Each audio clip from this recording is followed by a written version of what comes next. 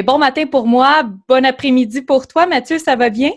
Ça va très bien, oui. Fin d'après-midi, 18 h dans le sud de la France. Oui, excellent. Et merci, mon Dieu, merci d'avoir accepté l'invitation. Je suis extrêmement contente de t'avoir comme invité sur le podcast. T'as accepté, écoute, aisément, ça a été facile. Vraiment, je l'apprécie énormément parce que ton parcours a de quoi inspirer, puis j'avais vraiment envie de le partager avec les auditeurs. Eh ben, écoute, Donc, ça fait plaisir. On n'a absolument rien préparé. Je sais même pas sur quoi tu vas m'interroger. Tant mieux, au moins ça fera un échange beaucoup plus authentique et vrai. C'est ce que j'aime oui. faire quand je présente un petit peu mon parcours.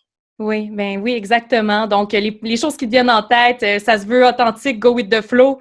Puis, juste pour mettre un peu les gens au parfum, qui tu es, Mathieu, puis tu pourras continuer par la suite, mais tu es originaire du sud de la France, où tu te trouves actuellement. Tu es aujourd'hui résident canadien, donc tu es installé à Montréal. Comme tu disais tantôt, on parlait un peu précédemment dans le plateau. Tu es ingénieur de formation et tu te passionnes pour les activités en pleine nature, les aventures, mais les grands défis. Puis, tu es aussi bon dans l'eau que sur la terre. Puis, tu as une passion vraiment pour le trail running, chose qui t'a amené à te démarquer puis à accumuler les premières places là, depuis 2016. Mhm. Puis, en fait, vas-y, je te laisse te présenter. C'était vraiment une introduction sommaire. Donc, qui es-tu, que fais-tu? Bon, tu as bien dressé le portrait sur les points principaux, mais oui, effectivement, je suis originaire du sud de la France, Cavaillon, une petite ville dans le sud-est, proche de Marseille, pour ceux qui connaissent. Puis, donc, j'ai grandi là. En fait, pas tout à fait. J'ai grandi les 3 premières années de ma vie en Guadeloupe, dans les Antilles, où mes parents avaient eu ce rêve d'aller y faire un club de plongée sous-marine. Donc, ils avaient OK. tout quitté à l'époque, à une époque où le voyage était un petit peu moins dans la normalité. Donc, ils ont quitté leurs emplois respectifs pour aller créer cette structure de plongée sous-marine. Et puis, c'est là que j'ai grandi. Puis finalement, bon, le projet a été arrivé à terme. Ils sont rentrés en métropole en France où j'ai Mhm. grandi. Puis donc c'est ça, moi j'ai suivi des études scientifiques. Voilà, c'était là. En fait, je savais vraiment pas quoi faire comme les petits garçons de mon âge. Et puis voilà, les orientations à l'époque, j'espère qu'elles sont plus trop comme ça aujourd'hui, mais c'était un petit peu, on regarde ton bulletin de notes, puis suivant là où tu es fort, c'est là qu'on va te proposer d'aller. Puis moi, heureusement ou malheureusement, je sais pas trop, j'étais fort dans les matières scientifiques, donc on m'a orienté vers un cursus scientifique et puis j'ai fini avec un diplôme d'ingénieur. OK. Puis voilà, quand je me suis retrouvé sur le marché de l'emploi, c'est sûr que ça a jamais été, disons, c'était cool, mais ça a jamais été le plein épanouissement. Je me posais un peu des questions. En fait, ce que j'aimais pas surtout, c'était de passer autant de temps devant un ordinateur portable dans un bureau. Enfin, Mhm. c'était Entre pas quatre quelque murs. chose ouais, c'était pas quelque chose qui m'allumait énormément. Donc, j'ai cheminé avec le temps et grâce quand même à l'ingénierie, j'ai eu la chance de beaucoup voyager parce que dans le métier d'ingénieur, on a des projets qui peuvent se faire un peu à l'international. Donc, j'ai eu la chance de travailler en Asie du Sud-Est, OK. en Thaïlande, en Malaisie, à Singapour. Après, je suis allé. Ben, c'est aussi l'opportunité professionnelle qui m'a fait aller au Canada en 2014. Ça va bientôt faire 7 ans. Donc, c'était une opportunité professionnelle dans le domaine de la thermique, où en gros, on concevait des centrales thermiques pour amener de l'électricité là où il n'y en a pas ou pas OK. assez. Donc, les communautés autochtones ou les industries qui sont un petit peu en bout de ligne au Québec. Et en fait, ce qui s'est passé, c'est que je me suis mis à courir à ce moment-là. Oui, parce que tu Et n'avais plus accès à tes sports, là. On non, parle mais du c'est ça. kitesurf. C'est ça, exactement. Oui. Donc, mes sports, j'ai oublié de le mentionner, mais comme j'ai grandi ben, dans les Antilles et puis proche de la mer à Marseille, naturellement, j'ai fait beaucoup de sports d'eau. Je suis devenu moniteur de plongée, qui a été aussi un métier pendant quelques temps, un petit peu au milieu de l'ingénierie. Là, de temps en temps, je prenais 2, 3 mois, voire 6 mois pour aller enseigner la plongée aux 4 coins du monde. Et donc, effectivement, en arrivant à Montréal, pas de plongée sous-marine, pas de kitesurf. Un petit peu de kitesurf quand même, mais le kitesurf sur le Saint-Laurent, Oui, c'est c'est pas non ça. plus le rêve. C'est moins C'est cool, exotique. c'est cool, mais il faut mettre les grosses combinaisons de Oui. protection. Puis il y a du courant, l'eau est marron. Enfin, c'est pas super agréable. Et la plongée sous-marine, j'en ai un petit peu fait aussi aux Escoumins, à Percé, mais c'est compliqué aussi. Ça prend plusieurs jours pour y aller. C'est pas si simple. Mhm. Donc, en attendant de trouver le sport, un petit peu d'adrénaline qui allait Te nourrir. voilà, me nourrir, ben, j'ai dit, bon, je vais me remettre en forme, je vais aller courir. Et puis, ce sport de transition est finalement devenu mon sport d'amour. Oui, Et, mais donc, c'est ça. fait que tu as eu vraiment une transition jusqu'à en 2019, je crois, à quitter ton emploi. Puis je serais curieuse de savoir comment s'est fait cette transition. Tu sais, pour des gens qui sont Ouais. avides de sport d'adrénaline ou du moins qui sont passionnés d'un sport puis qui éventuellement se verraient faire cette belle transition-là, comment est-ce qu'elle s'est faite pour toi? Bon, c'est vrai que c'est un parcours assez atypique parce que pour deux raisons. Déjà, quitter un métier qui socialement est considéré comme un beau métier, Mhm, de parce que disent ma famille et mes amis. Voilà, on peut pas, quand on est ingénieur, quand on est docteur, quand on est avocat, c'est des métiers qu'on fait à vie. mhm. Donc déjà, c'est atypique de quitter cet emploi-là. Et ensuite, ça m'est arrivé assez tard aussi, puisque c'est arrivé l'année dernière, donc j'avais 31 ans. Voilà, j'ai jamais fait de sport d'endurance à haut niveau. Et puis en fait, c'est ça, c'est des surprises de la vie, des révélations. Voilà, j'ai eu cette surprise-là de la vie que j'ai, je me suis passionné corps et âme pour la course à pied. Ben, ça a été vraiment maladif là, à en OK. rêver la nuit, tout le temps, les fins de semaine, à lire toute la littérature possible imaginable là-dessus. Et bon, c'est sûr qu'il y a eu un alignement d'étoiles entre la passion qui a fait que j'ai passé énormément de temps à m'entraîner et puis tout ce que j'ai pu apprendre sur le domaine du sport et de l'endurance lié à la nutrition, à la récupération, enfin, énormément de sphères qui gravitent autour du simple geste de courir Mhm, et plus peut-être quelques attributs génétiques. Je sais pas, bon, ça, j'ai du mal à toujours mhm. un petit peu y croire, mais c'est sûr qu'il y a peut-être une petite aide avec ça qui a fait que ben, j'ai commencé à bien réussir dans les compétitions locales, d'abord au Québec, puis Mhm. carrément à l'international où j'ai réussi à m'illustrer, à faire des très bonnes positions au milieu de coureurs professionnels, donc de métier. Et ce qui a fait que ben, un jour, j'ai commencé à avoir des propositions de sponsoring, de Mhm. commandite, où je pouvais voilà, vivre pas au même niveau social que l'ingénierie, certes, c'est incomparable, mais voilà, que je pouvais vivre de ça. Et puis, ça a pris, c'était à peu près vers le milieu d'année 2018 où j'ai commencé mon introspection là-dessus. Et puis, ça a travaillé jusqu'à ce que je décide de quitter ben, mon bureau d'ingénierie en début d'année 2019 Mhm. pour me. Alors après, je me considère pas comme coureur professionnel à 100%, mais plutôt quelqu'un qui, enfin, ma vie gravite autour de la course à pied, dans Mhm. le sens où je fais beaucoup.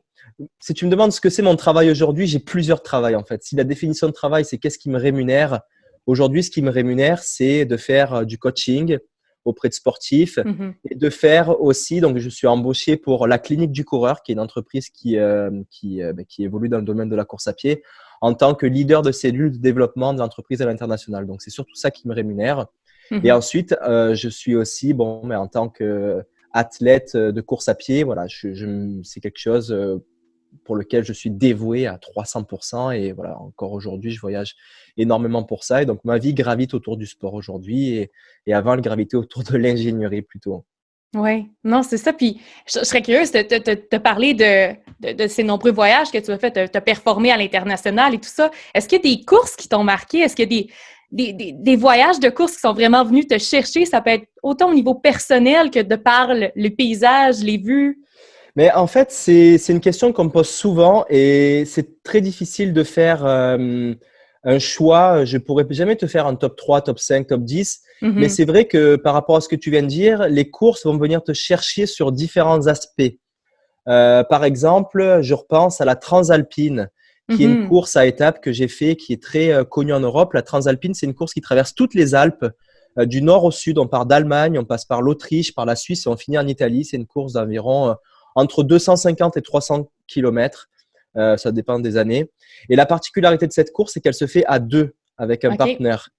Et donc là, ce qui se passe, c'est qu'on n'a jamais l'habitude dans notre quotidien de vie sociale humaine d'avoir des interactions avec un autre humain à un moment où on est complètement dépassé par les événements d'un point de vue physique et mental. Et c'est Mhm, super intéressant comme expérience. En gros, quand tu es fini, fatigué, plus capable, et l'autre aussi, ben, il se passe des connexions, des discussions qui sont assez Enfin, c'est un bel enseignement et j'ai eu la chance de faire ça avec une autre athlète élite qui s'appelle Marianne Hogan, qui est québécoise. Mhm. Et ça a été une expérience qui m'a vraiment marqué d'un point de vue humain. Ensuite, c'est sûr que la course qui m'a le plus marqué, c'est parce qu'il y a eu aussi des événements qui ont fait que ça m'a marqué. C'est la course qui s'appelle l'UTMB, qui est une des courses les plus mythiques au monde, OK. qui consiste à faire le tour du Mont Blanc en Europe, qui est le point culminant de l'Europe qui est en France, et de faire tout le tour par sa base. En fait, ça monte et ça descend quand même, puisqu'il y a 10 000 mètres de dénivelé, puis c'est 170 km à peu près, en passant par l'Italie et la Suisse. Et en fait, ce qui se passe, c'est que mon petit frère a eu un accident de la route quelques mois avant la course. Et donc, il y a eu tout un cheminement pour lui comme pour moi de préparation pour cette course, parce que c'était ma toute première course d'une aussi longue distance. J'étais assez nouveau dans l'ultra trail. C'était en 2018. OK. Donc, il y a eu vraiment voilà, un combat préparatif pour moi pour arriver là. Les 6 mois qui ont précédé dans mon petit Montréal avec le petit Mont-Royal, alors que je devais affronter des montagnes et puis 10 000 mètres de dénivelé. Donc, c'était difficile pour moi. Et le petit frère qui, lui, menait son combat pour revenir un petit peu à la vie, parce qu'il avait été, ça a été un très, très grave accident dont il a OK. perdu une jambe.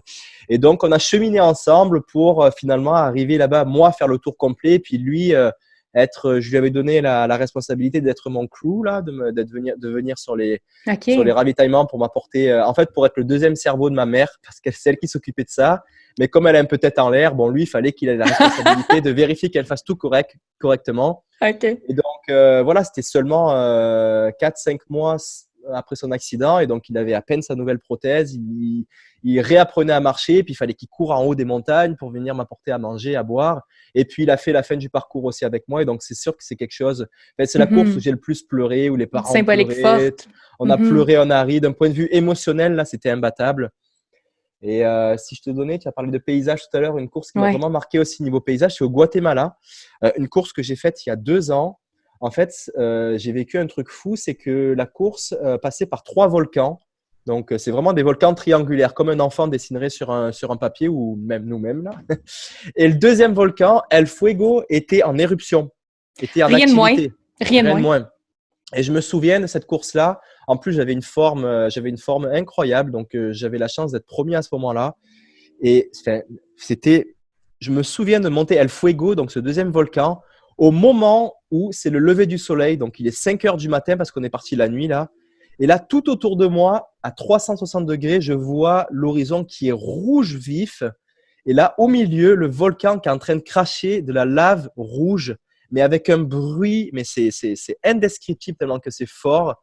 Et il crache des roches grosses comme des camions qui partent dans le ciel. Et moi, je suis là à Wow. côté parce qu'on passe vraiment sur la caldeira, donc sur le bord du volcan, mais du côté où il crache pas, on passe de l'autre côté. Donc, c'est censé être sécuritaire. Mais là, je me suis arrêté. Je pense que je me suis arrêté pendant 10 minutes. C'était pas grave de me faire rattraper, mais le moment était vraiment magique. Je sentais les vibrations du sol. Enfin, c'était voilà, niveau À la paysage, merci un peu de la nature. C'est là que tu te rends compte que la nature est minuscule. forte et exacte. Minuscule. Oui. Je recommande à tout le monde d'aller un jour sur les pentes d'un volcan en activité parce que c'est quelque chose qui marque à vie et ça fait relativiser sur la petitesse que l'on a sur ce monde-là. C'est vraiment, vraiment impressionnant. Vraiment intéressant. Vraiment intéressant. Je trouve ça magnifique, le fait de jumeler voyage, dépassement de soi, puis en même temps nature. Tu sais, parce que Oui. est-ce que tu dirais que la majorité de tes voyages maintenant sont toujours un peu dans ces deux sphères, ou tu voyages aussi juste pour voyager, ou c'est vraiment tout le temps relié au sport? Écoute, avant que je quitte mon bureau d'ingénierie, ce qui se passe, c'est que le Canada a beaucoup d'avantages, mais il y a aussi des désavantages. Par exemple, d'avoir très peu de congés. OK, oui. En France, on démarre notre carrière avec 5-6 semaines de congés par an. Au Québec, on démarre avec 2 semaines. Donc, c'est sûr que je commençais ma carrière de coureur d'ultra trail avec des courses à l'international, mais c'était ridicule parce que je partais 2, 3, 4 jours maximum à l'autre bout du monde. Je prenais mon avion jeudi soir, j'arrivais vendredi matin, vendredi soir, je faisais la course qui finissait samedi soir et dimanche, je prenais l'avion dans l'autre sens. Donc, c'était 100% tourné autour de la course et ce qu'allait m'offrir la course, ce que j'allais y voir, mais pas plus. Et c'est ce qui a fait aussi que j'ai quitté mon bureau d'ingénierie parce que ça n'avait pas bon sens, parce que je ne pouvais pas profiter de ce qui se passait autour de la course. Et puis d'un point de vue aussi purement éthique et environnemental, j'avais une mauvaise conscience à chaque fois que je voyageais. C'était insupportable de partir à l'autre bout du monde pour 4 jours. Mhm. Donc c'est sûr que ça a été une des raisons aussi qui a fait que j'ai quitté mon emploi pour finalement trouver un mode de vie qui fait que quand je vais à une course, maintenant je pars un minimum de 2 semaines, 3 semaines, 1 mois, 2 mois, peu importe. Tu vois, là je suis en Mhm. France pour 3-4 mois et je peux organiser ma vie comme ça.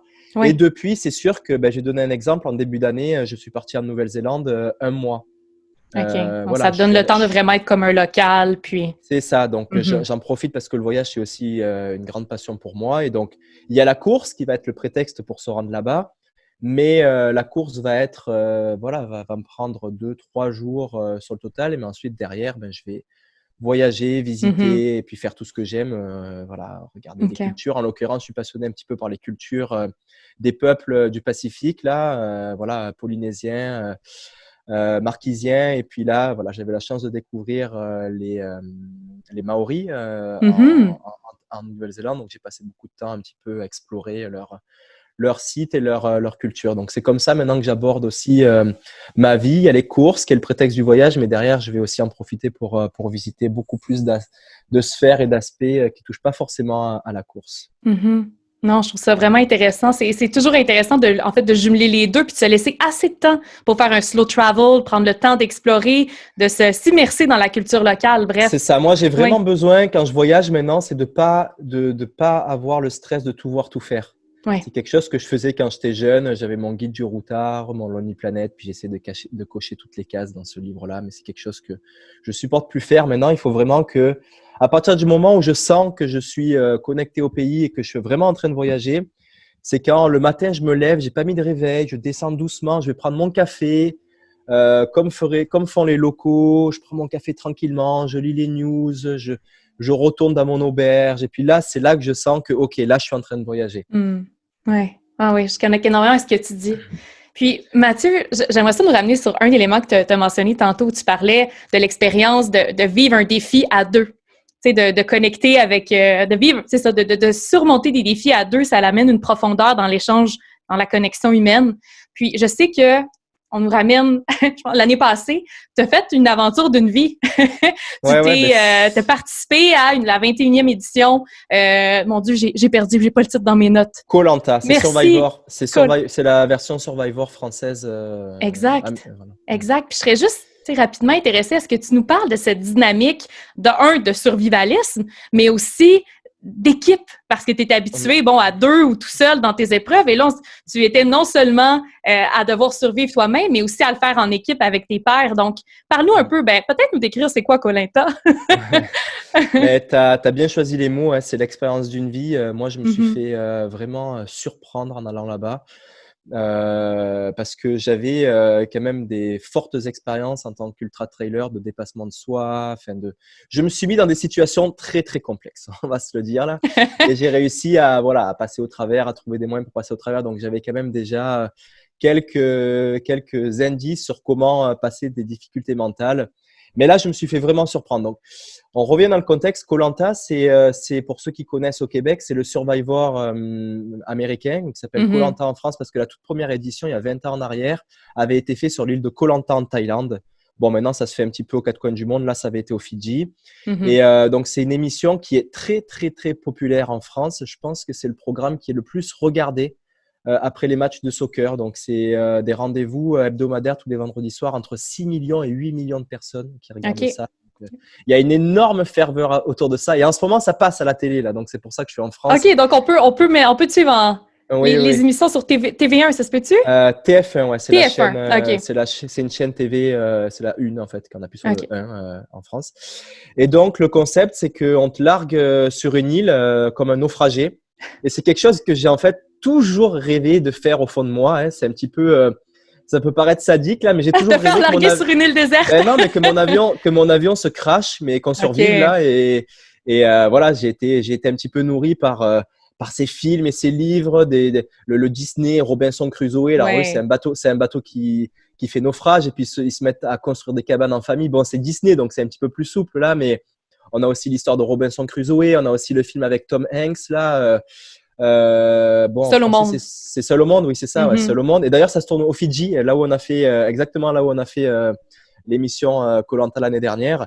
Et donc, le concept, c'est on nous lâche là sur l'île avec rien du tout, vraiment absolument rien à part une machette et puis une trousse à pharmacie au cas où il y a un problème. Et donc là, c'est des cycles de 3 jours où OK. un jour, on va avoir une épreuve de confort. Donc, c'est des épreuves sportives dans lesquelles on va gagner un confort. Ça peut être de la nourriture, ça peut être une canne à pêche, ça peut être des clous avec des marteaux, enfin voilà, peu importe. Ensuite, le deuxième jour, c'est une épreuve d'immunité. Donc, c'est une autre épreuve sportive. En gros, c'est si tu gagnes, tout va bien. Si tu perds, tu dois éliminer un membre de ton équipe le soir. Et le OK. troisième jour, c'est un jour de repos ou un jour où si tu dois éliminer un membre de ton équipe, c'est le jour où un petit peu les stratégies vont se faire pour OK. qui on va éliminer ce soir. Donc, c'est super intéressant parce que exactement pareil que la Transalpine où je me suis retrouvé dans une fatigue mentale et physique qui fait que ça crée des nouveaux liens entre les humains. Mais c'est exactement ce qui s'est passé là-bas, que j'ai revécu pour une deuxième fois. C'est on arrive le premier jour, on a tous nos masques, comme on Dans la vie de tous les a jours. dans la vie de tous les jours. Voilà, Mhm. à chaque fois qu'on pose qu'on pose la question et qu'on se pose la question sur qu'est-ce que tu fais dans la vie, on embellit toujours un petit peu, on s'arrange, nanana, nanana. Bon, bref, on se met des masques. Et là-bas, bon, ça prend 2 jours pour que tous les masques tombent. Et c'est super intéressant parce qu'on voit vraiment les personnalités Mm. évoluer et vraiment le moi profond ressort. Et enfin, c'est hyper enrichissant parce qu'on se découvre soi-même. On découvre aussi l'interaction qu'on peut avoir avec les autres et ça crée des liens super forts.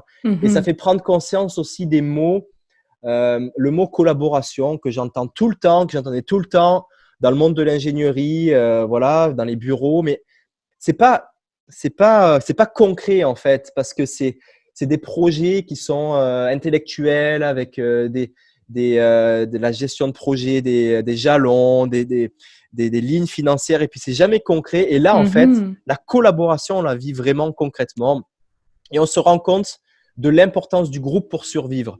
Exact, Clairement, c'est là, quasiment ce que j'allais dire. maintenant Mhm. que j'ai vécu koh pour moi, c'est impossible que Robinson Crusoe et Tom Hanks aient survécu. C'est impossible. C'est pas possible Mm. tout seul parce que ça prend l'énergie de tout un groupe pour faire un projet aussi simple que de manger. Parce qu'il faut savoir qu'on ne mange pas et on ne dort pas. Donc le niveau d'énergie là, il faut s'imaginer que c'est extrême. Il est au plus bas.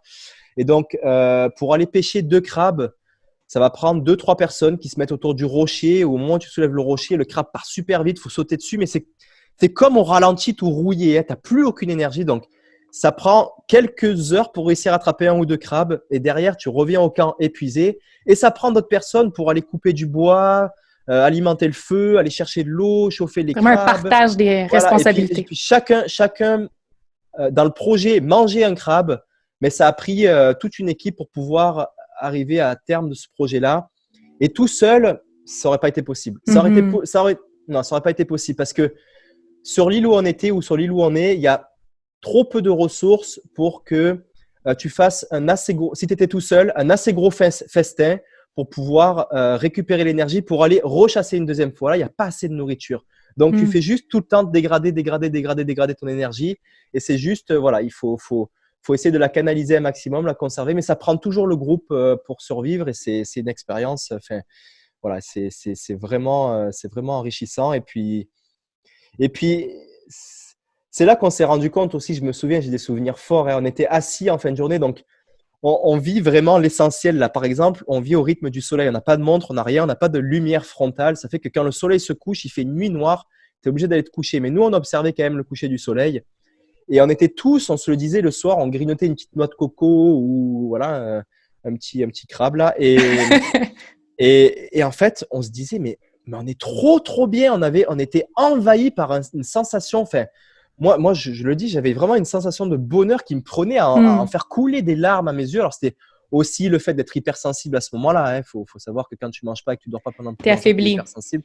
Mais je sentais littéralement une sensation de bonheur couler dans mes veines. Et c'est là qu'on se disait, mais vous ressentez ça aussi? Tout le monde disait, ah ouais, on est trop bien. Il y avait une sorte d'euphorie.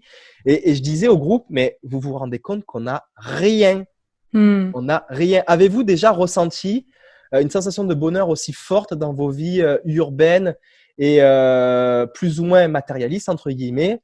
Et on a été plusieurs à dire, non, oui ou non, en fait, c'est pas comparable, mais j'ai rarement ressenti quelque chose d'aussi fort au niveau bonheur. Et là, je rajoutais derrière, mais vous vous rendez compte qu'on n'a rien du tout. On avait une cabane derrière, faite avec des feuilles de cocotier, une machette et puis une paire de chaussures, un jean, un short et un t-shirt. Et c'était nos seuls biens matériels et on était envahis de bonheur.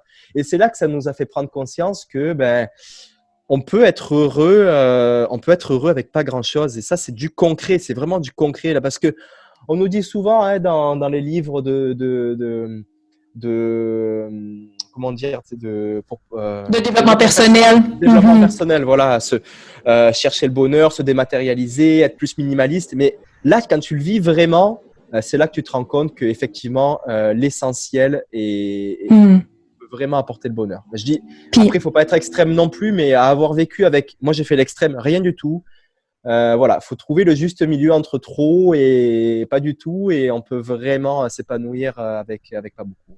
Ouais. Non, c'est vrai. C'est vrai, la création de besoins, on se rend compte que justement, comme tu le dis, dans des situations où que tu te retrouves où que d'abord tu dois survivre puis que tu n'as absolument rien, mais que tu as juste la communauté, l'humain est fait pour être en communauté, est fait pour un peu avoir besoin les uns des autres pour survivre, être interdépendant, tu sais.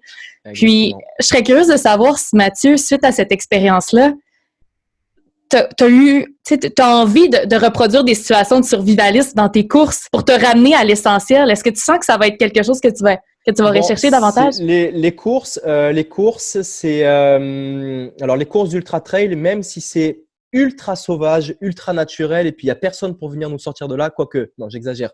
Il y a des gens pour venir nous sortir là, si vraiment ça va pas. Il y a un minimum de sécurité. Ça reste hyper naturel, mais toujours cadré un petit peu, voilà, par les secours qui vont être là, par les ravitaillements à 5-10 km, par les coureurs qui sont sur le sentier aussi. Si tu tournes une cheville, que tu tombes à terre, il y en a un qui va arriver derrière et qui va t'aider ou qui va aller prévenir au prochain ravitaillement qu'il y a un problème pour qu'il te sorte. Donc, c'est engagé, sauvage, mais toujours avec un petit cadre. Et effectivement, depuis que j'ai fait Koh-Lanta, j'ai beaucoup plus de cette attirance et cette envie de coupler ma passion pour la course en nature, mais avec moins de cadre, voire pas du tout. OK. Et c'est vrai que cette année, j'ai essayé de faire ça pour la première fois, ce que j'avais jamais fait.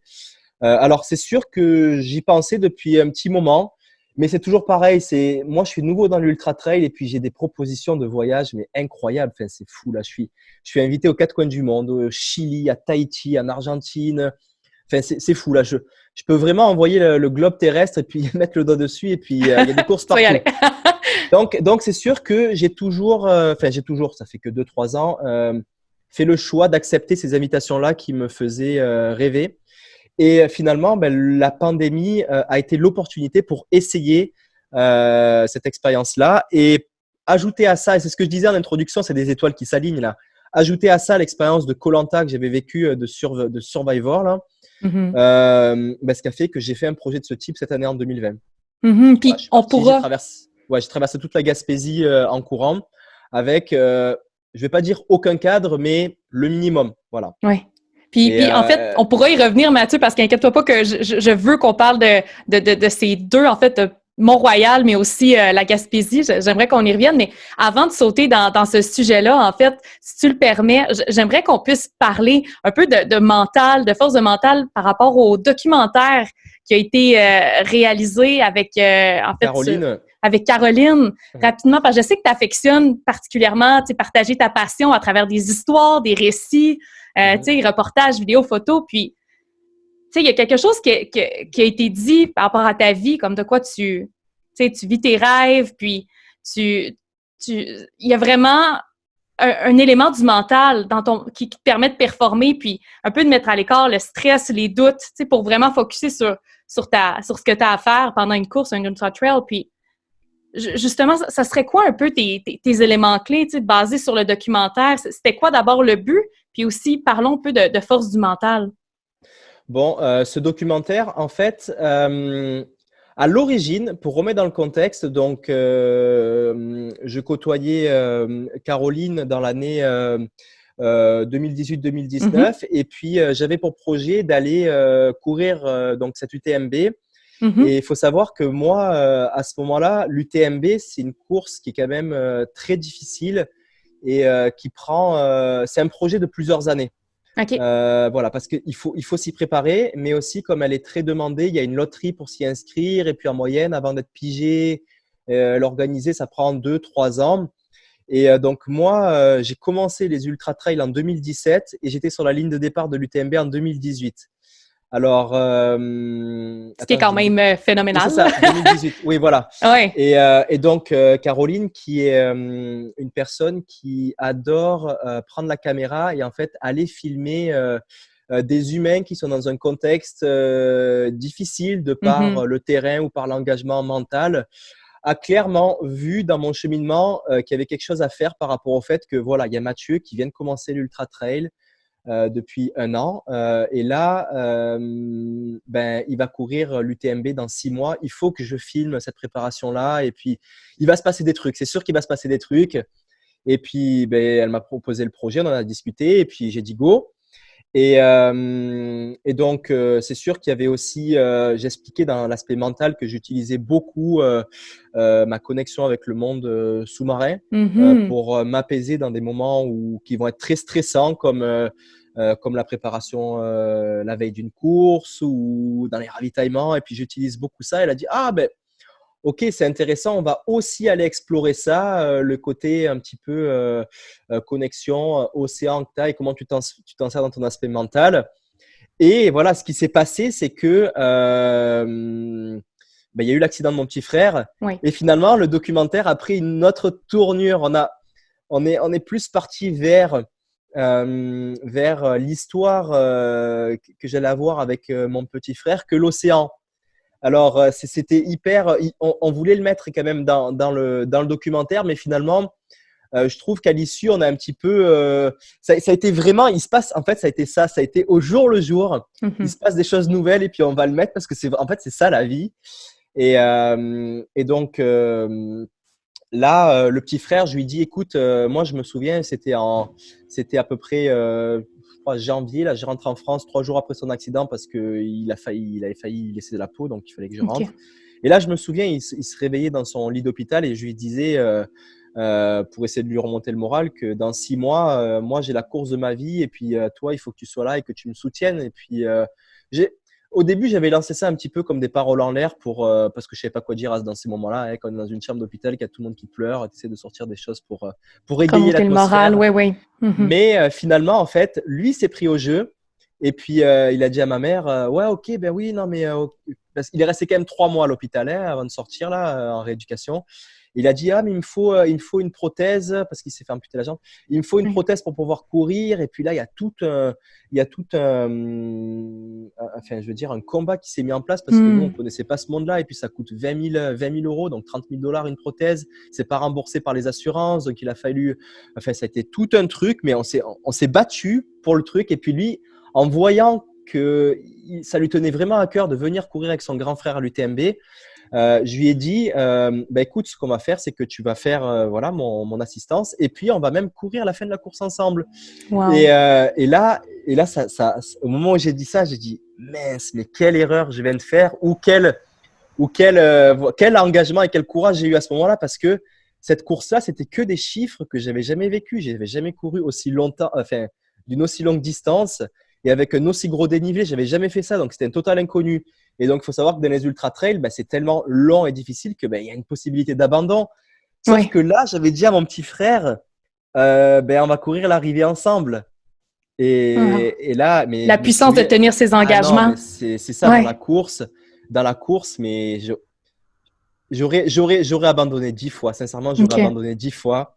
Et après, je sais pas ce qui serait passé s'il avait été là ou pas, mais à chaque fois que j'avais cette sensation dans mon corps qui me lâchait, c'était vraiment affreux là. Je pensais à mon petit frère, je me disais, déjà de une, il m'attend à l'arrivée. Et de deux, je me disais, Mathieu, là, tu as mal aux jambes, mais tu as tes deux jambes. Lucas, là, il est à l'arrivée, il a été amputé d'une jambe. Et comme beaucoup de personnes sur Terre sont handicapées, sont malades et n'ont pas la chance de souffrir ce que tu souffres aujourd'hui. Ils préféreraient avoir la même sensation que tu as aujourd'hui en train de souffrir, mal aux jambes, à plus en pouvoir, que être dans l'état qu'ils sont de par leur maladie, leur handicap. Et à chaque fois que je me disais ça dans ma tête, ah mais là, d'un coup… Ça te donnait ton deuxième souffle. Ah ouais, deuxième souffle, j'avais le boost, j'avais plus… Je dirais pas que j'avais plus mal aux jambes, mais ça repartait à chaque fois. Et c'est là qu'on voit que le cerveau a une capacité de contrôle sur le corps qui est…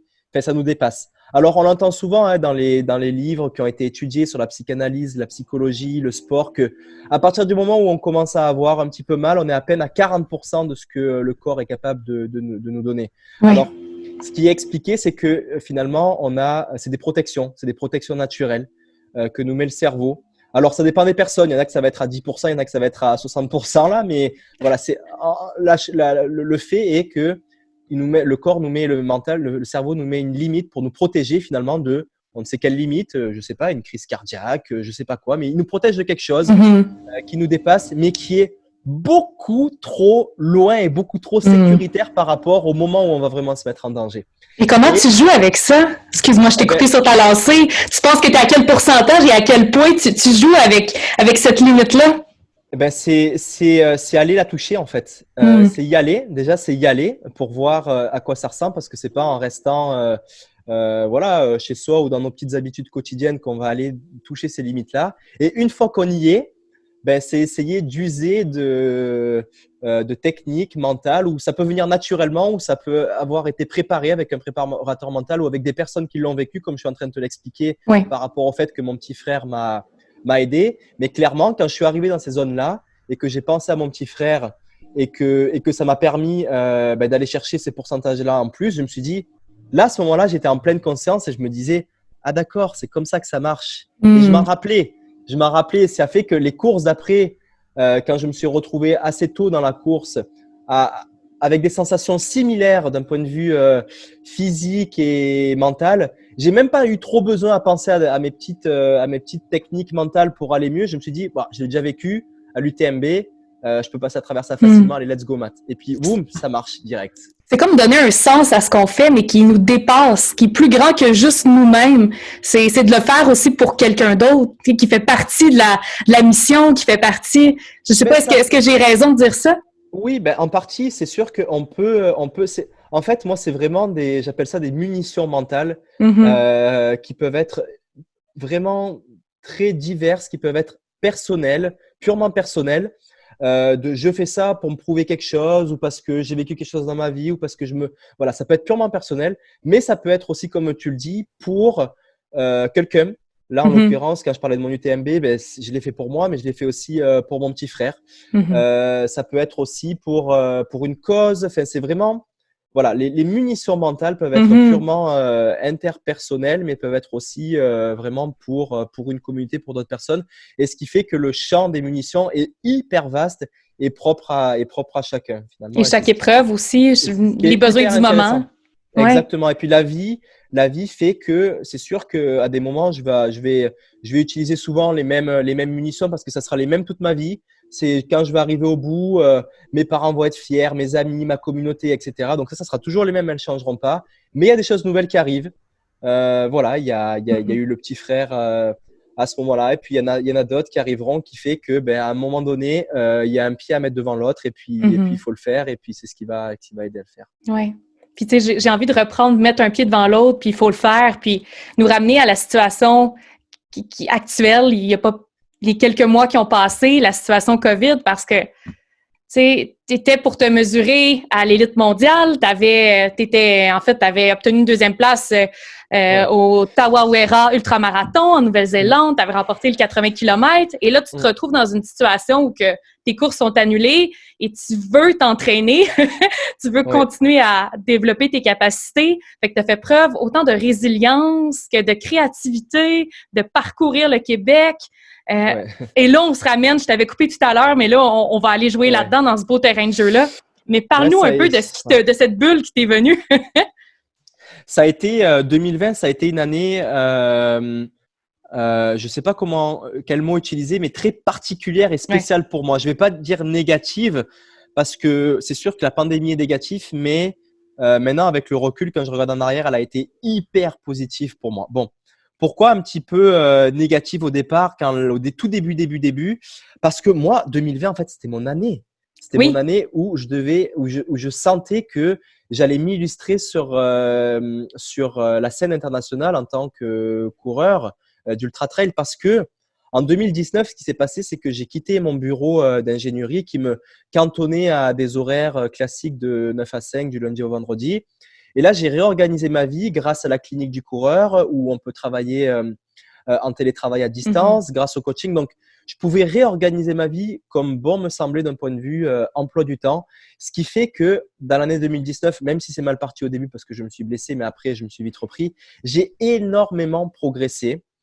Et puis, je devais faire ma course number one, là, c'est ma course A par-dessus tout, qui était la Diagonale des Fous, une course mythique à l'île de la Réunion. Et j'étais prêt, mais j'avais le feu dans les jambes et dans les pieds comme jamais. Et 3 jours avant le départ de la course, Koh Lanta qui m'appelle pour me dire let's go Matt, ça commence maintenant là. Donc là j'ai eu une sorte de petite frustration, mais Koh Lanta, expérience d'une vie, je suis parti quand même heureux. Et donc quand je suis revenu de là, 2020 commence et là je dis 2020 je vais tout casser. Et janvier je m'entraîne comme un malade, ça reprend et je vais à Tarawera en Nouvelle-Zélande justement, qui est la première course de l'Ultra Trail World Tour. Donc, en gros, c'est le championnat du monde. Il y a une série de courses, des courses Ultra Trail. Et je réussis à finir en 2e position, malgré un entraînement court, là, 2 mois, parce que je revenais de Koh Lanta. Mais voilà, en 2e position parmi tout un tas de coureurs de très haut niveau. Et là, j'ai dit, ça y est, 2020, c'est parti là. Donc, je m'étais fait des courses que de l'Ultra Trail World Tour. J'étais hyper motivé et craqué pour faire une belle année. Et puis, mars, Covid.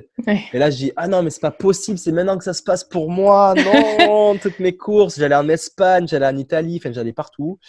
Et là, en fait, ça a pris, c'est drôle hein, parce que j'aurais pu rester 3 mois à me morfondre sur mon sort, dans mon canapé à pas bouger, mais ça a pris vraiment 3 jours. 3 jours, ok. Ouais, seulement 3 jours de déni, parce que c'est là que j'ai commencé à penser mais non, mais ça y est, c'est l'opportunité pour faire ces défis un petit peu hors course, comme j'ai pu parler tout à l'heure, hors course. Et puis voilà, je voulais aussi explorer un petit peu plus le Québec parce que je voyais beaucoup.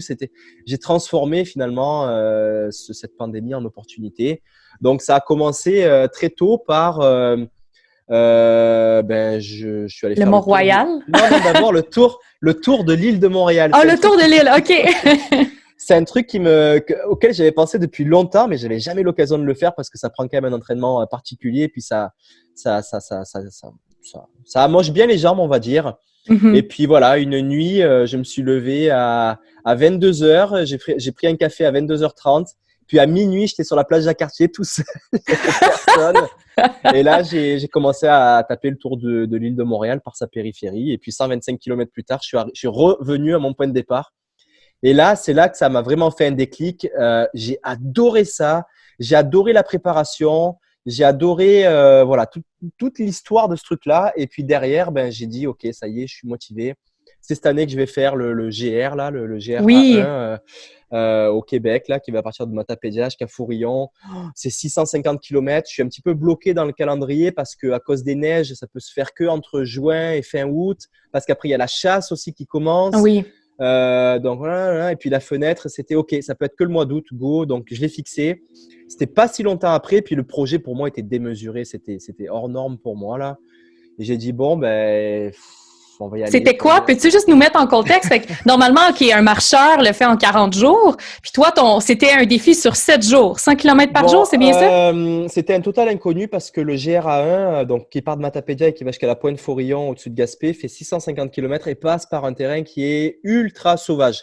Il y a des sections qui sont très peu empruntées. Donc, il y a quand même peu d'informations. Il y a peu de randonneurs qui se lancent dans l'intégralité chaque année. Il y a un taux d'abandon énorme. Donc, c'est sûr que sur le papier, il fait peur. Les randonneurs, les statistiques qu'on a le réalisent entre 30 et 40 jours, 35 jours de moyenne.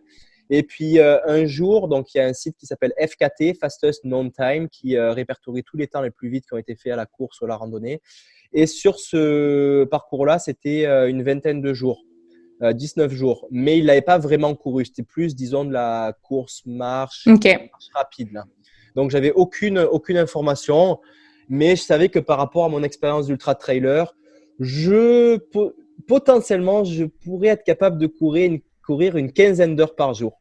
Voilà. Donc, je m'étais dit, je vais y aller et je vais essayer de courir 15 heures par jour et voir le temps que ça va me prendre pour aller au bout. Et finalement, c'est ça. Ça a pris 7 jours et je sais, moi, les chiffres, je ne sais plus, mais 7 jours. Et je me souviens, j'avais lu les heures et mais somme toute, ça s'est fait à l'intérieur d'une semaine et quelques. Ça. Exact. Mm-hmm. Et puis ça a été la chose la plus dure que j'ai fait de ma vie. Ouais. C'était non mais c'était quand j'y repense là, mes jambes ont mal encore. Là, et tu vois là, je suis ça s'entend, je suis un petit peu malade, mais là tu vois c'est septembre, ça fait 1 mois et demi après, je pense que je suis en train de vivre le contre-coup là. Ah ouais. Parce que je suis revenu de ce truc-là. J'étais sur l'adrénaline, je l'ai réussi, il y avait très peu de chances que je réussisse. J'étais sur l'adrénaline, derrière il y a Koh Lanta qui a commencé, qui m'a vraiment excité, puis qui a relancé l'adrénaline. Et là, je suis en train de vivre le contre-coup. J'ai des très mauvaises sensations au sport, je me sens fatigué. Et voilà, c'est sûr que j'ai poussé mon corps dans des retranchements. Un projet comme ça m'a passionné. Je sais qu'aujourd'hui, maintenant, il va y avoir les courses, mais je vais aussi ajouter un projet de ce type à chaque année ou à chaque 2 ans parce que ça m'anime énormément. Mais voilà, il faut aussi faire attention avec son corps et puis. Tellement. Prendre un repos qui est suffisant pour te permettre de reperformer. C'est ça, mais c'est hyper sournois ce monde de l'ultra-endurance. Donc, je mets dans l'ultra-endurance tout ce qui est les très longues distances en vélo, à la nage, à la course et souvent ces 3 sports-là. Ce qui se passe, c'est qu'on s'entraîne tellement fort et tellement souvent que le corps a une capacité de récupération qui est assez incroyable. C'est-à-dire que après mon GR ou même parfois quand je vais faire une course comme l'UTMB qui fait 170 km, je te dirais que 3 jours après, je suis plus raqué, mais plus du tout. Je pourrais presque recommencer à courir. Okay. Et c'est là que c'est hyper sournois parce qu'il y a une fatigue hormonale qui se crée et une fatigue aussi au niveau un petit peu des organes à l'intérieur du corps qu'on ne ressent pas en fait, que le corps ne nous communique pas.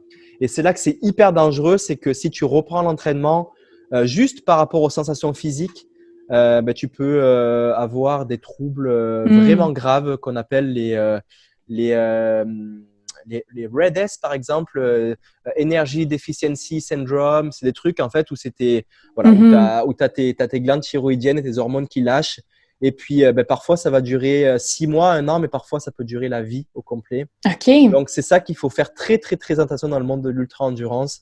C'est de laisser un temps de repos au corps qui peut prendre plusieurs mois. Malgré le fait que là, aujourd'hui, j'ai aucune douleur physique et j'aimerais aller courir 50 km et faire le fou, mais je le fais pas parce que je veux que ma carrière dure longtemps et j'ai vu d'autres faire l'erreur de reprendre trop vite, trop tôt et qui ont dû mettre fin à leur carrière à vie parce que leur glande thyroïdienne avait lâché. Wow. Fait que j'imagine c'est pour se tenir au jus de ces données-là, il faut prendre des prises de sang, des choses comme ça. Exactement. Il faut être suivi par un médecin, des prises de sang. Il y a des indicateurs dans les prises de sang, mais il n'y a pas que aussi. Il y a des signes. En fait, j'appelle ça même des murmures. C'est des tout petits murmures que le corps envoie, qu'on peut choisir d'écouter ou de bloquer. Et puis voilà, il vaut mieux prendre l'option de l'écouter que de le bloquer parce que voilà, ça peut être la vie qui est mise en jeu. Enfin, pas la vie, mais la carrière de sportif, on va dire. Ouais. Puis je trouve ça vraiment intéressant. Puis je te souhaite bien du repos avant de pouvoir reprendre tes activités à plein essence parce qu'il y a des belles choses qui s'en viennent pour toi. Mais avant, tranquillement, on migre vers les questions en rafale. Oui, vas-y. Juste avant, je serais curieuse de savoir, tu sais, Mathieu, les choses que le Ultra Trail t'ont appris, mettons rapidement, l'Ultra Trail, le sport en général, c'est une belle école. Puis on sait que ça peut être transposable dans la vie de tous les jours. Puis je serais curieuse de savoir peut-être un ou quelques éléments que le Ultra Trail t'a appris pour ta vie, dans ta vie. Bon, il y en a énormément, mais en fait, je me rends compte que, et c'est pour ça aussi, tu l'as évoqué tout à l'heure, j'aime raconter ce que je vis parce que c'est totalement transposable à de nombreuses sphères de vie, dont le monde professionnel, le bureau, la famille, le développement personnel. Et donc, le sport en général, mais l'ultra trail plus en particulier, je peux en parler parce que c'est ce que je vis et c'est ma passion. Il y a vraiment des enseignements fous. Et puis souvent, justement, j'utilise une expérience que j'ai vécue dans une course ou dans une aventure pour exposer quelque chose qu'on va vivre dans la vie en dehors du sport. Et souvent, j'ai des retours très forts justement de la communauté qui dit « mais oui, mais je me retrouve dans ce que tu dis, effectivement, on le vit comme ça ». Et ce qui fait que moi, ça me nourrit d'avoir envie de raconter justement mes histoires. Mais bon, il y en a tellement, mais… Ça peut être une chose qui te vient en tête. Mettons la première chose qui te vient en tête quand tu penses Ultra Trail et ta vie. Bon, pareil, c'est le rêve, enfin, l'ultra trail, quand tu commences là-dedans, et puis moi je suis encore un petit peu là-dedans, c'est des chiffres qui sont hors normes. C'est hors norme. Et quand tu regardes ça sur le papier la première fois, tu dis, c'est pas possible, j'y arriverai jamais à réaliser cette course-là ou cette aventure-là. C'est impossible.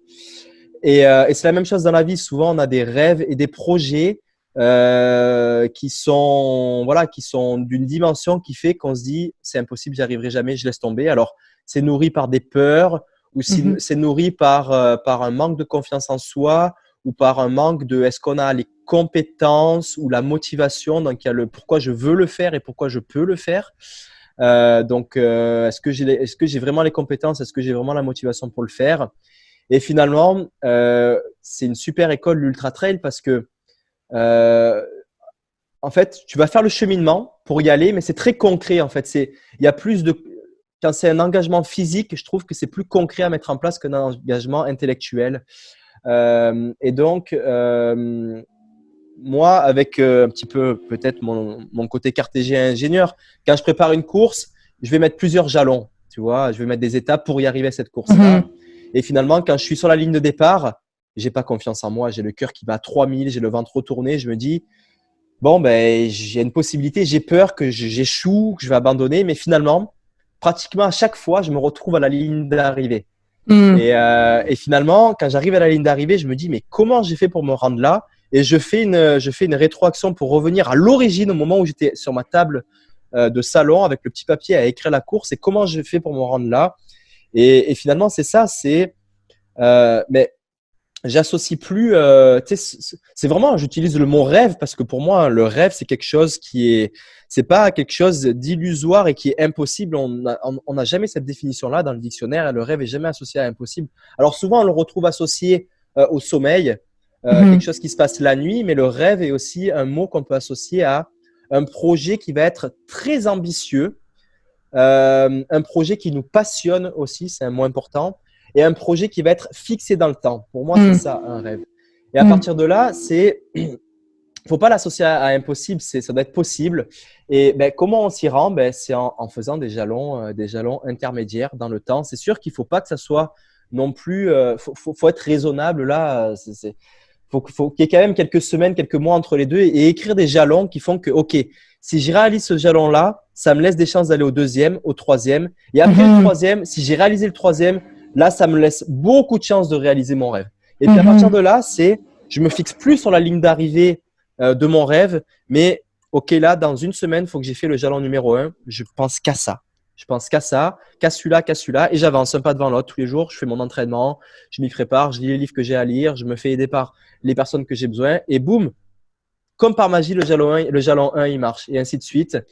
Et en fait, des mini-succès aussi. Ce que tu célèbres à chaque fois, ça te motive pour le deuxième jalon, puis le troisième jalon, puis ça donne la confiance que tu peux y arriver, tu sais. Tu découpes un objectif réalisable. Et c'est exactement la même chose dans le monde professionnel ou dans les projets personnels ou dans la construction, je sais pas, d'un idéal de famille.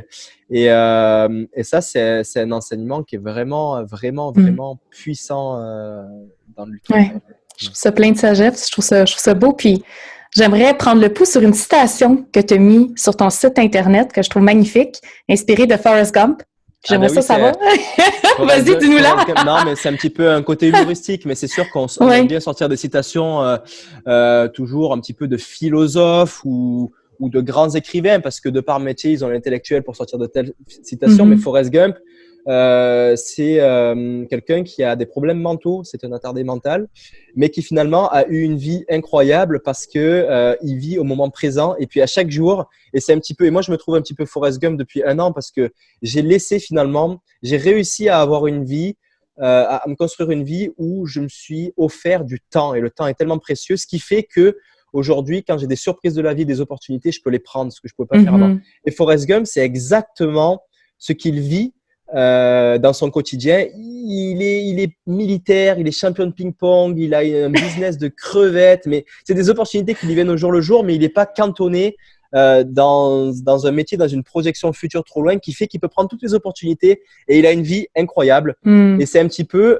ce que la course m'a apporté, un petit peu aussi ma philosophie de vie, c'est qu'il dit je courais toujours pour aller partout, mais je ne savais pas que ça me mènerait quelque part. Donc, ça tombe bien parce que je suis coureur, mais c'est vrai que dans ma vie, je courais toujours pour aller partout. J'étais ingénieur, ça me plaisait pas. J'allais dans la plongée, je retournais, j'essayais des affaires, j'allais à droite, à gauche, mais j'avais jamais cet épanouissement profond. Et finalement, la course à pied et tout ce qui est arrivé autour a finalement donné un sens à ma vie et m'a littéralement créé des missions de vie. Et puis j'ai eu cette crise-là à 30 ans. Enfin, je ne veux pas appeler ça une crise, mais plutôt cette prise de conscience-là qui fait qu'aujourd'hui, quand je me lève, je suis heureux parce que je pense à ces missions-là qui ont été définies par la course à pied. Alors peut-être qu'il y en aura d'autres qui viendront à l'âge de 40 ans. Je ferai une deuxième prise de conscience parce que je sais qu'un jour, au fond de moi, c'est caché quelque part dans mon cœur que je vais retourner à l'océan. Quand mon corps n'acceptera plus les charges que je lui demande pour mon sport de course à pied. Mais voilà, donc en tout cas, Forrest Gump, grand philosophe malgré lui. Oui, tellement. Les films nous apportent beaucoup de sagesse quand on sait lire entre les lignes. Puis, je termine, Mathieu, avec les questions rafales. Est-ce que tu es prêt? Oui, vas-y. Oui, les choses… Oups, j'ai perdu ma page. Les premières choses qui te viennent en tête. Une peur que tu as surmontée récemment. La visibilité, là, en fait, depuis quelques mois, j'avais hyper peur de ce que ça allait faire, que des millions de gens regardent ma face à la TV.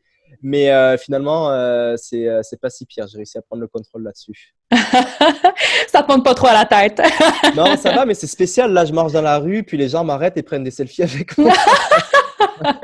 Oh, mais moi, je trouve ça bien, ça peut. Mais en fait, finalement, j'ai réussi. C'est un petit peu grâce à l'Ultra Trail aussi. J'ai tellement de détachement par rapport à tout ça, aux réseaux sociaux, à la célébrité. Parce que malgré moi, quand je gagne des courses, j'ai des journalistes qui me tombent dessus avec leurs caméras et leurs questions. Et puis, j'ai réussi à finalement prendre beaucoup de détachement par rapport à ça. Et puis, l'idée, c'est un petit peu mon cheminement de vie en ce moment. C'est justement, je vais profiter de cette visibilité-là accrue que j'ai pour faire passer des messages forts qui vont peut-être inspirer des gens à se bouger, à aller faire du sport, à aller se connecter au monde naturel pour plusieurs raisons, plutôt que de juste dire « Ah, c'est cool, prenez des selfies avec moi ». Tu vois. Donc, j'utilise finalement un petit peu cette possibilité-là pour partager encore plus ma passion et puis mes histoires qui m'animent. Oui. Puis, ce qui te fait sentir pleinement vivant. C'est être tout simplement vraiment quand j'ai des sensations de plénitude et d'exaspération des sens, c'est quand je suis dans le monde naturel en fait. C'est soit quand je suis dans la forêt ou quand je suis dans l'océan. J'ai l'impression que mes sens sont en éveil là. J'ai l'impression de vraiment les sens, le sensoriel là, l'odorat, la vue, l'ouïe, et je me sens un petit peu comme un animal et le fait de ressentir mon sensoriel plus fort me fait sentir plus vivant. Il y a aussi le toucher, c'est drôle, je regardais un film sur Netflix là où il y avait une scène où les enfants ils couraient sous la pluie et je me disais mais j'adore ça quand je suis à Montréal l'été là, juillet-août, qui fait hyper chaud et que je suis sur le Mont-Royal et qu'il y a un orage qui commence à tomber, mais plutôt que de rentrer chez moi, j'enlève ma camisole, je me mets en veste et je me mets à courir sous une pluie chaude. Je me sens tellement vivant à ce moment-là. Donc voilà, ces situations-là se créent surtout quand je suis dans la forêt ou quand je suis sous l'eau, plus que dans mon canapé chez moi. Non, je trouve ça beau parce que c'est vrai qu'on est dans les sens, on dirait que ça ramène indéniablement dans le moment présent aussi. Puis, On termine, thématique podcast, un fait wild sur toi. Un fait wild. Quelque chose de wild que t'as fait. Pas mal tout est wild, mais un fait wild. Bon, un fait wild. Un fait wild. Bah, c'est sûr que à Koh Lanta, il m'est arrivé plein de trucs super wild là, mais par exemple, j'ai failli. Alors, c'est une anecdote, c'est pas passé à la télé, mais ça fait que je peux le raconter parce que dans l'épisode où ça aurait dû passer, je l'ai pas vu. Mais j'ai chassé un crabe des cocotiers. OK. Alors, un crabe des cocotiers, c'est un énorme crabe qui est plutôt terrestre, qui vit sur les îles tropicales et qui est assez énorme. Et en fait, il a une pince qui est très puissante et qui lui permet d'ouvrir les noix de coco. Et sauf que, bon, j'ai chassé le crabe et puis je l'ai ramené sur le camp tout fier. Et il a fait un mouvement de contorsionniste où il a réussi à m'attraper le doigt. Mais j'ai eu une chance inouïe parce qu'il a la capacité de te couper la main, là, enfin, vraiment Sérieux? en une pression. Et il m'a attrapé le doigt juste sous un angle, mais ça a été une chance pas possible, qui fait que la pince, elle a pincé hyper fort. Et là, il était en train de me briser le doigt, de tout déchirer. Et sauf que la pince, au lieu de ripper vers l'intérieur du doigt, ce qui aurait sectionné le doigt, elle a rippé vers l'extérieur. Et finalement, bon, mon doigt a été tout vert. Je voyais mon os et tout charcuté. Oh mon Dieu! Et puis là, il y avait les caméramans parce que c'est une émission de télé-réalité qui commençait à devenir tout blanc. Il y avait du sang qui coulait partout. Enfin, c'était oh là là, qu'est-ce qui se passe? On va devoir arrêter l'émission. Il y a l'aventurier qui a perdu son doigt. Et, mais finalement, ça s'est bien passé. On m'a réparé le doigt et puis on l'a recouvert. Et puis c'était un fait assez wild. Je te dis ça maintenant parce que ça aurait dû se passer dans le dernier épisode et je l'ai pas vu. Donc, Non, c'est pourquoi je sais pas pourquoi ils l'ont pas passé. Peut-être justement c'était pour les cœurs sensibles. Ouais, c'était un peu sang. Et puis derrière, le crabe, il m'a tellement énervé que je suis pas violent, mais là, j'ai pris la machette et puis je lui ai mis un grand coup dessus. Je l'ai coupé en deux, puis on l'a mangé. Mais la scène était assez film de Quentin Tarantino là. Donc, Oh mon Dieu, mais tu t'en es bien sorti, d'où le petit filet de sécurité quand même avec cette émission. Donc, les premiers soins ont pu débarquer. Là. C'est ça, on a un tout petit filet de sécurité. Il y a le docteur qui est dans un rayon de 30 minutes qui peut débarquer en bateau et puis apporter les premiers soins. Ouais. Génial. Wow, quelle histoire, quel parcours inspirant. Écoute, on finit là-dessus, Mathieu. Qu'est-ce qui s'en vient pour toi? Peut-être un reportage sur la Gaspésie, sur justement ton défi que tu as fait. Oui, donc il y a eu la Gaspésie, il y a eu toute une équipe qui m'accompagnait. Puis c'est ça qui a été très, très, très fort aussi, c'est que ça a été un projet d'équipe tout seul. Enfin, pour l'avoir vécu, ça aurait été impossible. Ils ont trop, trop géré. Et ce qui s'est passé, c'est qu'il y a eu un cinéaste de très, très haut niveau là, qui est très fort, qui s'appelle Jérôme Binette. Qui s'est entraîné comme un fou lui aussi les mois qui ont précédé pour être capable de me suivre caméra à la main dans les terrains les plus hostiles de la Gaspésie. Wow. Et puis, donc, il a filmé, donc ça a été le fil rouge, mon parcours de Matapédia jusqu'à Fourillon, mais il a surtout filmé aussi tout le backstage de l'équipe qui avait une responsabilité énorme de me ravitailler, de me faire un petit coin de lit dans la vanne le soir, d'aller aussi un petit peu questionner ce qui se passait au niveau des communautés autochtones et des personnes qui sont engagées dans l'environnement, de la protection des parcs de Gaspésie. Donc voilà, il allait chercher plein d'images, plein de témoignages, des trucs assez fous. En ce moment, il a tout mis ça dans une boîte, il est en train de secouer, puis je pense qu'il va sortir un film documentaire vraiment, vraiment fou, parce que ça a été fou ce qui s'est passé là-bas. C'est clair. Et donc, je pense que on va pouvoir commencer à voir les premières images plutôt 2021 parce que le film va avoir une petite tournée dans les festivals et sûrement quelques exclusivités avec quelques commandites. Mais voilà, ça va être quelque chose de beau. Et sinon, moi, en ce moment, je profite aussi de la diffusion de l'émission de télé-réalité Koh Lanta. Ça va tenir jusqu'à première fin de semaine de décembre. Donc voilà, je suis assez fixé là-dessus. Mais le gros projet qui pourrait s'en venir, c'est qu'il y a un des aventuriers de Koh Lanta qui malheureusement nous a quittés il y a 2 semaines en arrière d'un cancer foudroyant à l'âge de 30 ans. Donc ça a été quelque chose qui nous a tous marqués profondément. Et j'aimerais faire une grande course où je vais traverser la France. Bon, pour l'instant, je garde un petit peu confidentiel là, mais d'un point A à un point B.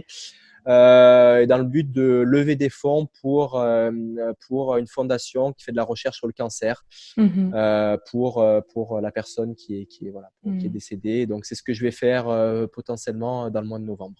OK. Voilà. Encore une fois, une belle cause. Du moins, je trouve que ça a une belle pensée qui va être transcendée, Oui. pas transcendée, mais jointe au sport plutôt. Exactement, au sport et puis à la situation Ouais. de l'émission de télé-réalité et puis du tragique événement qui s'est passé il y a peu de temps. Voilà. Et mon Dieu, Mathieu, merci tellement. Je termine là-dessus. Je te souhaite des beaux projets à venir. Je te souhaite continuer la saison qu'on peut regarder où exactement, si nous, en tant que Canadiens? En fait, il faut aller sur le site web qui s'appelle MyTF1. OK. My comme mon et puis TF1. Et puis à partir de là, ce qu'il y a, c'est que c'est une chaîne française. Alors si on essaie de l'ouvrir depuis le Québec, le vidéo, donc il faut aller après sur Koh-Lanta et puis voir les rediffusions. Épisode 1, 2, 3, 4, on est rendu au 6e vendredi. Quand vous allez cliquer sur la vidéo, ça va être écrit vous ne pouvez pas voir le vidéo depuis votre géolocalisation. En fait, ce qu'il suffit de faire, c'est pas très compliqué. Ça paraît compliqué comme ça, mais faut ouvrir Google. Et puis, il y a des extensions qu'on peut installer sur Google en haut, là, des adblocks pour bloquer les publicités. Il y a plein de trucs qu'on peut mettre. Et on peut mettre ce qu'on appelle un VPN, en fait, qui va simuler une connexion depuis un autre pays. Et donc, si on tape sur Google extension VPN, et puis il y en a un que tout le monde utilise qui s'appelle Hola, H-O-L-A. Voilà, ça s'installe. On clique sur installer l'extension, ça se met en 10 secondes. Et à partir de là, il y a je le vois en haut, c'est une petite flamme là, et puis il faut cliquer dessus et cliquer sur le drapeau de la France. Et ça fait comme si tu te connectais depuis la France. Et à partir de là, tu réactualises ton site MyTF1 et tu vas pouvoir voir la vidéo. Génial, merci pour le hack. C'est pas un hack, hein, c'est autorisé de faire ça. C'est pas du piratage là. Tu verras les pubs pareil, donc TF1 gagnera son argent pareil. Mais pour tous ceux qui sont vraiment fans d'aventure, de sport et puis un petit peu d'histoire de naufragés, je recommande de regarder Koh-Lanta parce que c'est vraiment intéressant l'évolution des personnes dans un contexte de survie aussi fort. Vraiment. Puis aussi, bien sûr, te suivre sur les réseaux. Donc, Mathieu Blanchard sur Instagram. Est-ce que tu as une page Facebook aussi? Alors là, je viens de changer mon nom. Maintenant, c'est Mathieu Koh-Lanta sur Instagram parce qu'on a un petit peu des contrats qui fait qu'on doit s'appeler comme ça pendant quelques temps. Mais je pense que si on tape Mathieu Blanchard, on va le trouver. J'ai aussi un Mathieu Koh-Lanta sur Facebook. J'ai un Twitter. Mais c'est sûr que le vecteur principal par tout ou pas, c'est Instagram parce que je trouve que c'est hyper facile. C'est une image, un texte. Et puis parfois, voilà, j'en partage un petit peu sur Facebook et Twitter comme tout le monde, mais c'est ça. J'ai un site web aussi, Mathieu Blanchard. J'aurais aimé l'alimenter un peu plus. Quand je l'ai créé en début d'année, j'avais pour objectif d'alimenter un blog parce que je suis quelqu'un qui écrit énormément. Et puis d'ailleurs, c'est aussi un projet qui va arriver. Je pense que je vais écrire un livre dans pas longtemps. J'ai des tas de papiers, des tas de fichiers Word qui se remplissent de textes. Et je pensais en partager un petit peu plus sur mon blog et sur mon site web. Malheureusement, j'ai pas eu le temps de le faire. Mais ça viendra un jour, donc il y a aussi quelques informations sur ce que je fais sur mon site web. Voilà. Génial, je vois que tu es plein de projets, puis je ne suis pas surprise. Mais encore une fois, merci énormément, Mathieu. Je te souhaite une belle soirée et au plaisir de te voir aller dans tes belles explorations puis dans tes défis. Merci pour l'invitation, Maude, et puis on se reparlera dans quelques mois pour raconter les nouvelles aventures. Oui, parfait. Bye bye. Bye.